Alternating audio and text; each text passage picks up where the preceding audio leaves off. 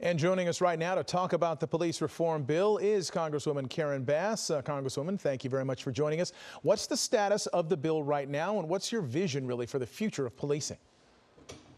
Oh, sure, absolutely. Well, we in the House of Representatives on Thursday, we will have a vote on the bill, and then the bill will go over to the Senate. Now, tomorrow, the Senate votes on a bill over there, and that bill mimics ours, but it doesn't have the enforcement, it doesn't have the teeth. So that bill will fail. Ours will pass, their bill will fail, and that is usually when negotiations begin. But we have to keep up the pressure to make sure that the Senate actually moves into real negotiations and does a substantive bill.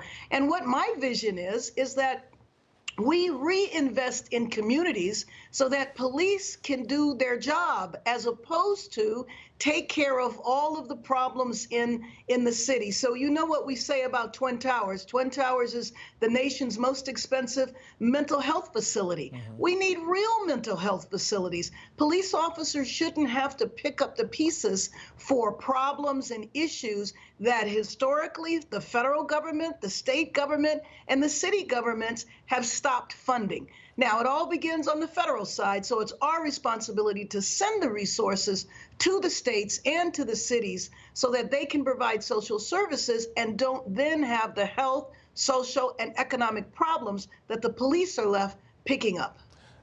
Democrats seem to want to move a little faster. Republicans in general seem to want to move a little slower. Their bill would call for studies in many instances. How do you get the bipartisan support that you're going to need in order to enact real reform? Well, I mean, we're really going to have to convince our Republican colleagues that there are tens of thousands, if not hundreds of thousands, of people on the streets in every single state in the union and in countries around the world. Countries around the world fighting for human rights in the United States. We actually should be embarrassed by that.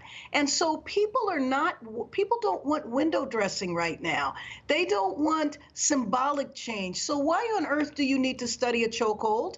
Why do you need to have a database of no-knock warrants? That's why Breonna Taylor was killed, when they knocked her door down looking for drugs. We believe the time has come. It's a barbaric practice to put someone in a chokehold. You know, that was a controversy in our own city years ago with the past police chief who believed that there was something wrong with the necks of black people, and that's why we died when we were strangled. And so it's a barbaric practice that needs to end. I don't know why you need to study it anymore. So it's a real significant change that is asked for. And I have my friends over there in the Senate, and I think that they will come around. But you know what? We have to keep up public pressure. Congress can take 20 years to move or 20 days. The only reason why we're even considering this legislation now is because of the massive protests. We need to keep it up. It obviously needs to be peaceful, but that will make Congress change. I would be remiss if I didn't ask you about reports that you are being vetted as a potential vice presidential pick for Joe Biden. Any response to that? Well, my only response to that is that questions like that should go to the campaign. I am laser focused on getting the George Floyd Justice and Policing Act passed out of the House of Representatives.